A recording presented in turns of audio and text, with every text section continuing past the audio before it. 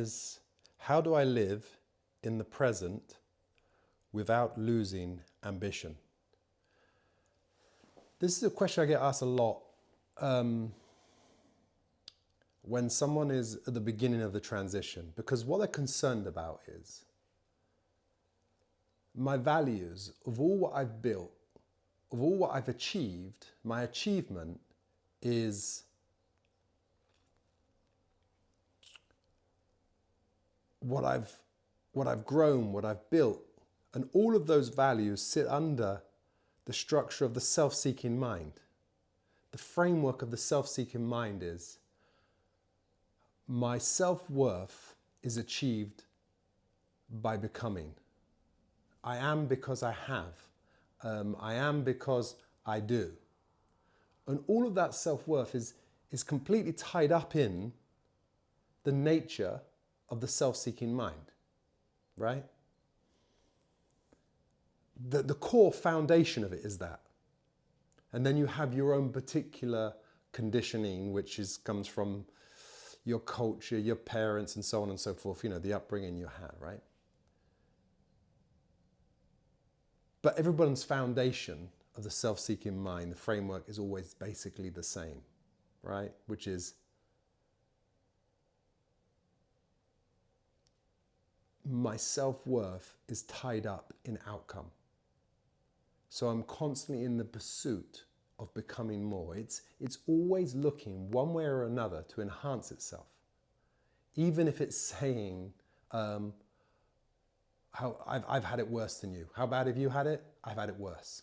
That gives me a lift, some sort of enhancement, some sort of status lift, right? Even if you're saying that, or you've had an injury, but I've had a worse injury. Whatever it is, it's always looking for self-enhancement. There are certain roles, certain particular ones which we all know, how much money do you have, how intelligent or how clever you are, what school did you go to. All of these are status symbols, right?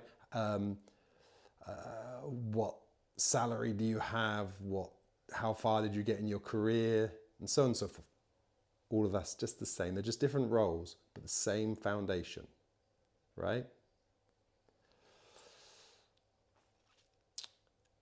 So if I let go of that ambition, then who will I be? The self-seeking mind's ambition, we're saying, right?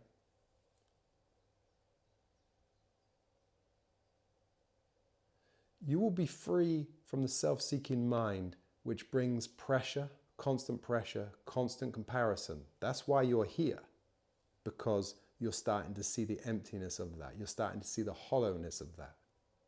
And that even when you do achieve, even when you do get these things, you have the glossy magazine house, you have the glossy magazine car, the perfect partner, the perfect career. It doesn't fill the hole, right? Because those things aren't true to you. So when you let go of those ambitions of the self-seeking mind, when you see that, more importantly, for what it is, and therefore in the seeing it, its grip on you becomes less, then you are free to follow your innate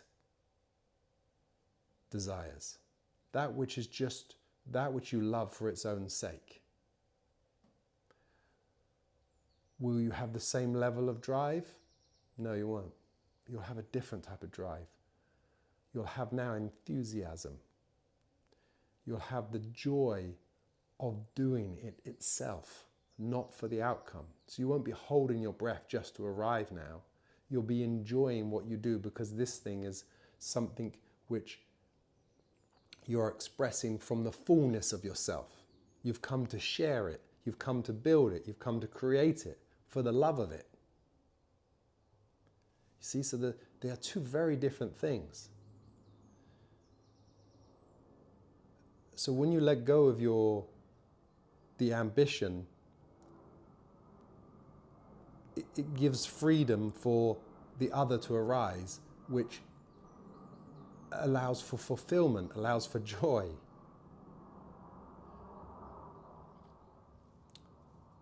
But it's in the seeing the ambition, seeing the self-seeking mind for what it is, which brings about the freedom.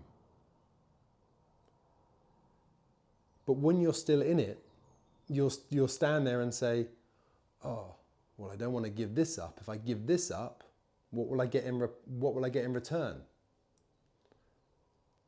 And then that's still operating from the self-seeking mind. It's like thinking, I give up one to achieve more, right? That's what it is it? That's because that's the model, right? Sacrifice today becomes a sacrifice for tomorrow so I can achieve more. I hold my breath longer than anybody else to get further. Basically, you end up using the present moment, which is the only place you have, as a means to an end. To what end? Well, to achieve the goal, to achieve the ambition. So naturally, when it's asked, well, would you let this go? It says, yeah, I'll let it go. What do I get in return? Because that's how it thinks. But when you see it for what it is, and you realize the root of it is empty, then it doesn't have you anymore. And when you see right through it, you see the reality of it, you see the truth of it. And in that, you know the truth of yourself.